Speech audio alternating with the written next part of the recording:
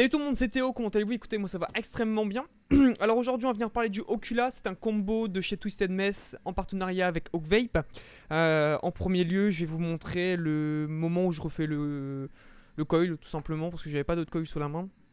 Donc je l'ai lavé, j'ai refait le coton, etc. Et une fois que vous avez visionné cette partie-là, bon, on viendra tout simplement faire un petit débat de tout ça avec les caractéristiques techniques. Voilà, c'est ce qu'on va faire.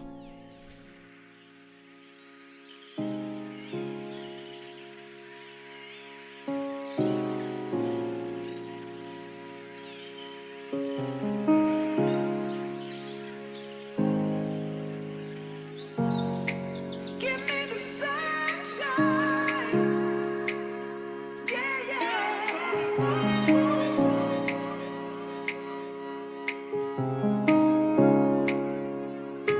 Come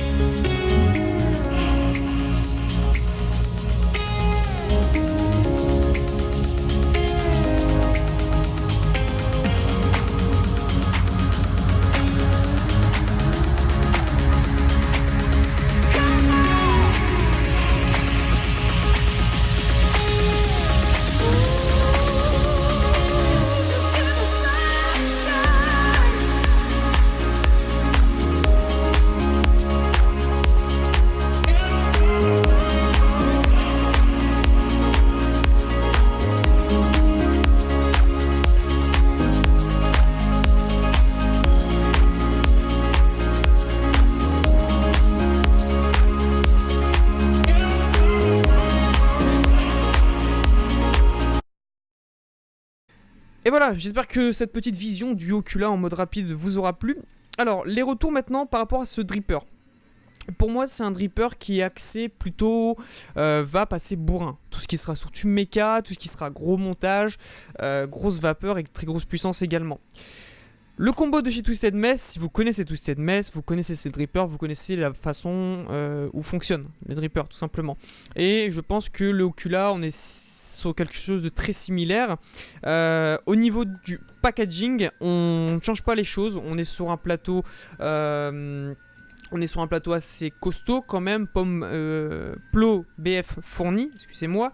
À l'intérieur, on aura quoi? Des gens l'étanchéité en plus et une clé Allen afin de poser... Oula, ça vient de tomber. Afin de poser le pin BF tout simplement.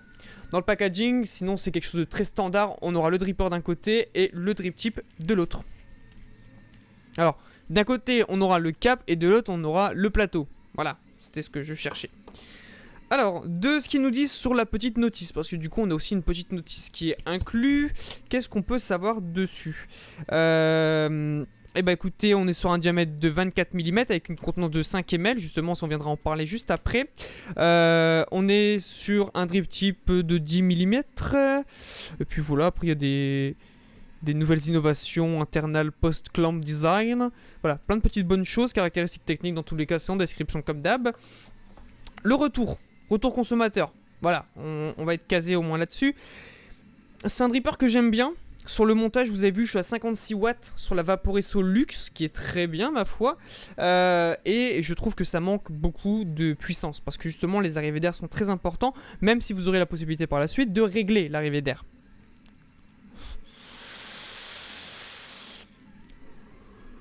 Voilà, là je suis à 56 watts.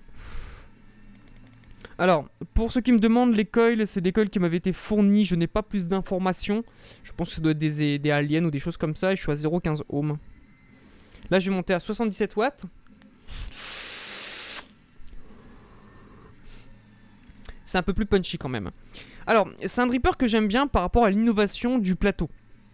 Ça veut dire que on est sur un plateau de un peu en forme de lamelle, tout simplement. Ça veut dire que ta lamelle, quand tu viendras la resserrer, ça va appuyer sur ton coil. Mais contrairement à d'autres, par exemple sur le Druga ou non pas sur le Druga, sur l'Apocalypse, les lamelles, s'il y avait du jus en contact là-dessus, ça pouvait rester collé. Par contre, là, c'est très bien imaginé entre guillemets, parce que quand on va venir dévisser, la lamelle va monter automatiquement. Comme ça, s'il y a du jus, bah il n'y a pas de raison que t'aies pas ta lamelle en fait. Et je trouve ça très très ingénieux. Bravo pour cette petite innovation. C'est la première fois que je vois ça, ça se peut que ça existe. Si ça existe, dites-le moi en commentaire, je serais bien attiré de voir d'autres râteaux comme ça. Mais voilà. L'innovation, alors l'innovation, non, le dripper en lui-même me rappelle fortement l'Apocalypse. On l'avait comparé de toute façon à l'Apocalypse sur le Discord de Chris. Chris, c'était là, bisous. Oula, ça fait 2 fois que je me tape le nez là-dessus. Je l'avais comparé à l'Apocalypse rapidement par rapport aux airflow, par rapport aux saveurs, etc. Et justement, saveurs, elles sont plutôt correctes quand même. Je vais pas tortiller par rapport à ça. Un peu trop aérien, et je suis un peu déçu par rapport à une chose, c'est que vous avez vu, je vous l'ai mis en plan tout à l'heure, par rapport à la cage pour refaire les airflows, on a un tout petit accès et de l'autre on a un très gros accès. Je suis un peu déçu parce que je m'attendais pas à voir quelque chose comme l'Apocalypse, c'est-à-dire une forme de goutte d'eau qui se referme petit à petit, qui est ouvert à fond et qui se referme petit à petit. C'est sûr que j'aurais eu ça, peut-être qu'il m'aurait un peu plus plu, ouais, je pense bien. On a quand même une contenance de 5 ml dans la cuve, donc on peut quand même bien bourrer au niveau du coton et par la suite mettre pas mal de liquide. Ça, c'est vraiment extraordinaire. En parlant liquide, petite inauguration d'un liquide français de ma ville, de pas très loin de Carvin. Vamp Industrie, si vous connaissez pas le shop de Vamp Industrie, c'est un petit magasin sur Carvin où vous avez tous les purges, etc. Il a fait son liquide Reborn, vous pouvez foncer à toute berzingue. Par contre, oui, il faudra directement le contacter par Facebook afin de le commander. Alors, je suis pas fan de Custar, de gros Custar. La seule chose que j'ai retenue sur ce liquide, c'est qu'il y a des épices. Tonio, tu vas me frapper. Mais c'est un liquide qui passe... Alors, qui passe bien, ça dépend. Je vais me faire taper sur les doigts.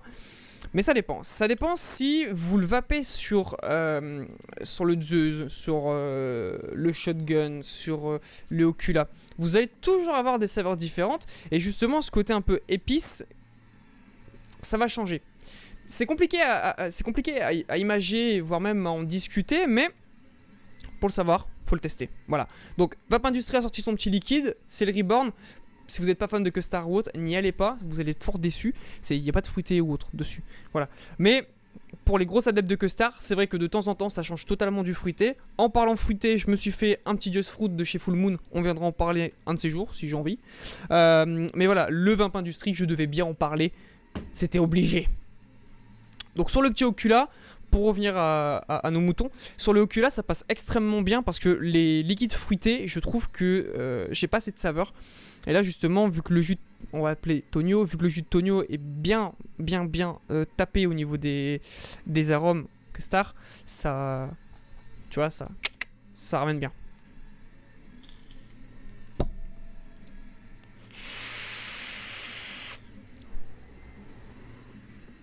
C'est nickel, ça fait largement son travail.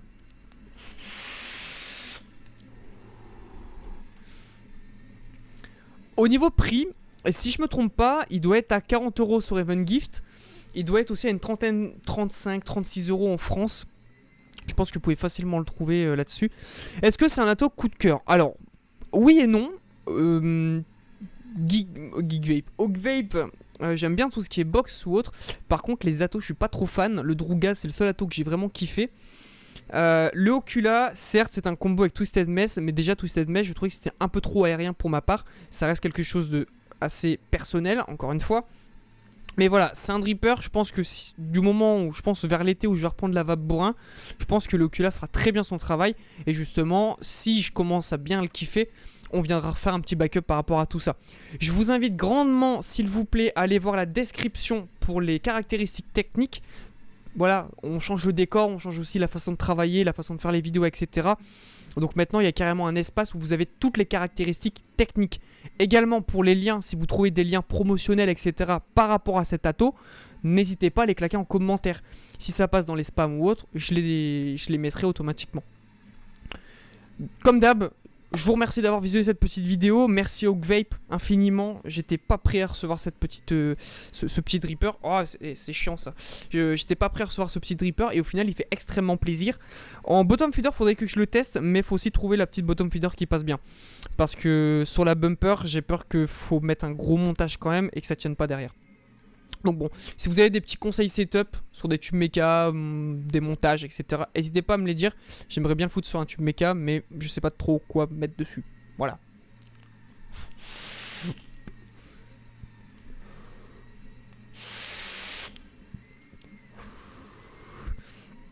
Également, au niveau des airflows, on est sur des airflows un peu plus conséquents que l'Apocalypse. Si ça peut vous imaginer l'arrivée des airs. Voilà. Je vous fais plein de gros bisous, c'était Théo, prenez soin de vous. On se retrouve très prochainement pour d'autres vidéos. Ciao, bye bye.